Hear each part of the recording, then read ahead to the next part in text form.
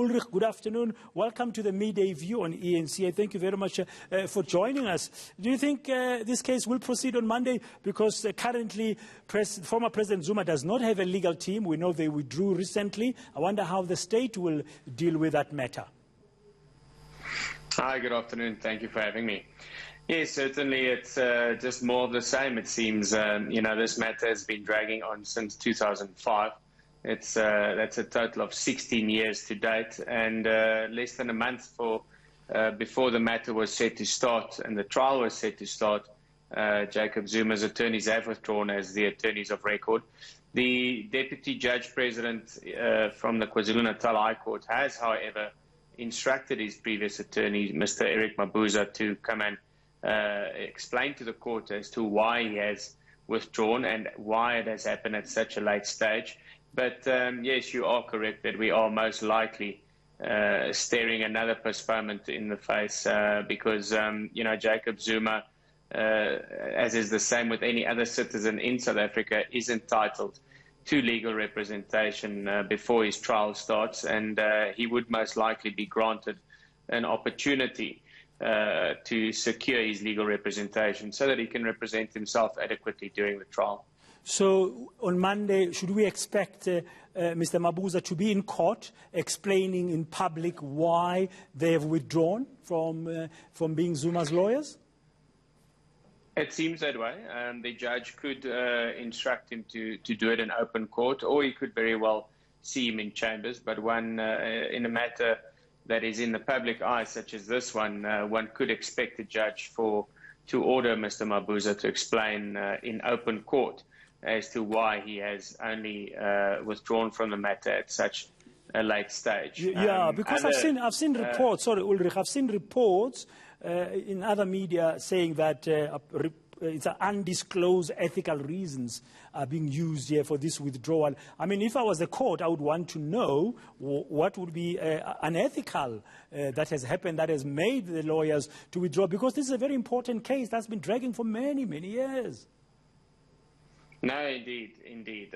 Normally when attorneys withdraw from a case in a criminal matter, it is either because they've not been placed in funds, so they, in other words, have not received adequate instructions from their client to proceed with the matter, or there is a conflict of interest which prohibits them from proceeding with the matter. And, one would have to wait and see in this instance why Mr. Mabuza has withdrawn. Certainly, for ethical reasons, does sound as if there's a bit more to the story than what he wants us to believe. Yeah, and of course we remember that ruling by the Supreme Court of Appeal, or confirming that former President Zuma is no longer entitled to state funding of his legal costs. So there could be some money issue there.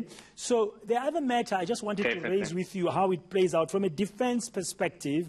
I mean, you've got that experience yourself, Ulrich. I mean, the prosecution side, hearing all of this, come Monday, I mean, they just have to wait to hear what's going to happen from the judge. I mean, what do you think would be the prosecution's position?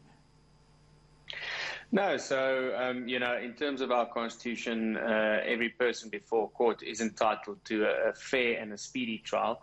But in the same breath, if a person is found to be purposefully delaying a matter without sufficient reason to do so, then the court could make an adverse finding against him.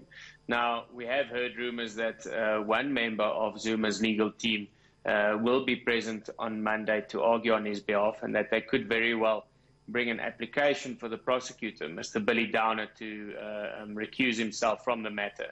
Whether there's any merit in that rumor, we would have to wait and see. But if there's not, and it's purely, once again, an application for postponement, the NPA and the prosecutor before the court could say to the judge, well, this is clearly just a delay that's being caused by the accused. There's no sufficient reason for this delay, and the court must make an adverse ruling in that regard, and could very well then conduct an investigation which could hold a person guilty of purposefully delaying the trial, and he could then very well be taken into custody.